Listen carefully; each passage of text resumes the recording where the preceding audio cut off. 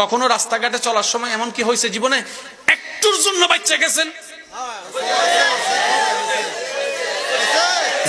যাদের যাদের হয়েছে একটু হাত তোলেন। ও বারে সবার এবার হাত নামান। আচ্ছা, একটুর জন্য বাঁচাটা কেমনে? আবার শুনেন, আজকে মাহফিলটা শেষ করে আপনি রাস্তা দিয়ে যাচ্ছেন ৩-৪ জন বন্ধু মিলে। আল্লাহ যে কখন কারে দয়া করে বলা যায় না, সেজন্য সবসময় মন পরিষ্কার রাখবেন। যার মন পরিষ্কার, নিয়ত পরিষ্কার, আল্লাহ তারে দিবেই দিবে, মারুম করবে না।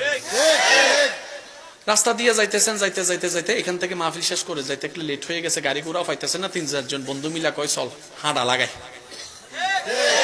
এবার আল্লাহ আল্লাহ জিকির করে করে নাতে রসুল ফরে ফরে আপনারা যাইতেছেন, যাইতে যাইতে হঠাৎ করে রাস্তার মধ্যে দেখলেন দোকানপাট সব বন্ধ। ওই খাম্বা ফিলারের পাশে একজন মুরব্বী দাঁড়ায় আছে, মা অথবা বাবা, একজন মুরব্বী। ওনারা দেখে জিজ্ঞেস করলেন, কিও বাবা এখানে দাঁড়ায় রয়েছেন কিত্তো?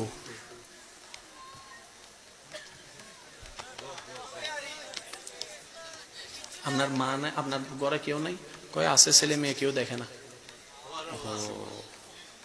তো চাচা দোকান তো এখানে বন্ধ, সব বন্ধ করে দিছে ফেনীর মার্কেটে, ওই একটা দূরে খোলা আছে। বাবা আমি তো হাঁটতে পারি না, কিন্তু খিদা লাগছে। তো ৩ জনে মিলে চিন্তা করে, একটা কয় তোর পকেটে কত আছে? কয় ৫ টাকা। তোর পকেটে কত? কয় ১৫ টাকা। তোর পকেটে কত? কয় ১০ টাকা। কয় সব দাও, দে। একজনের দায়িত্ব নিয়ে কল দে। ২ জন দাঁড়াইছে, একজন গেছে, যে ফরুটি টরুটি যা পাইছে আনছে। এবার ক্ষুধার্ত একটা মানুষ যখন সামনে খাবার পায়,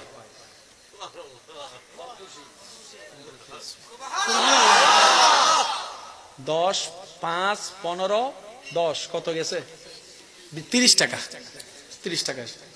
কিন্তু ৩০ টাকায় যে হাসিটা আসছে, কোটি টাকা দিল আপনি সেই হাসিটা পাবেন না, পাবেন না। এবার দেখেন আল্লাহর কুদরত। আপনারা তো এগুলো করতেছেন, এলাকার মানুষও নাই, সবাই তো ঘুমাইতেছে, কিন্তু যিনি দেখার উনি তো।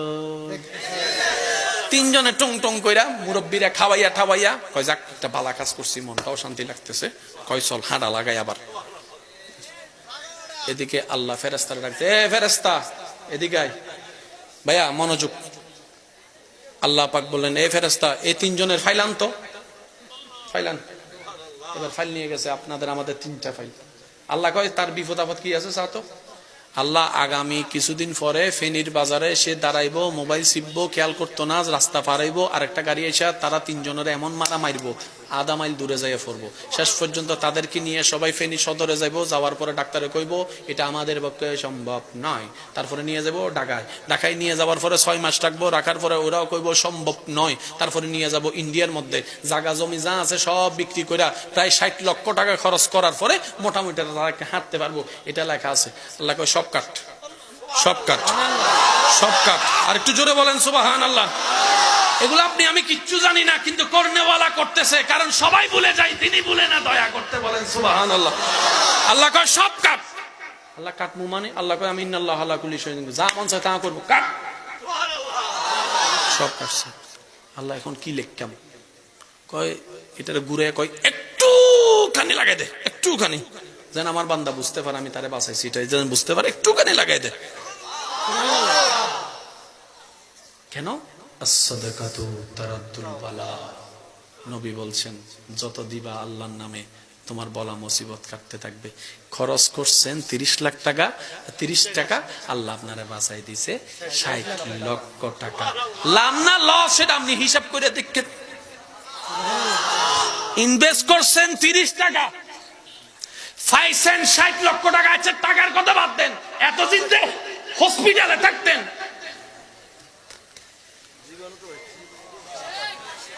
সব আল্লাহ বাঁচাই দিছে ৩০ টাকায়। তা আপনি কি আল্লাহকে এত সস্তা যে ৩০ টাকায় খুশি হয়? বিষয়টা আসলে তা নয়। আপনি আল্লাহর বান্দাকে খুশি করেছেন, বান্দা খুশি হওয়াতে আল্লাহ খুশি হয়েছে।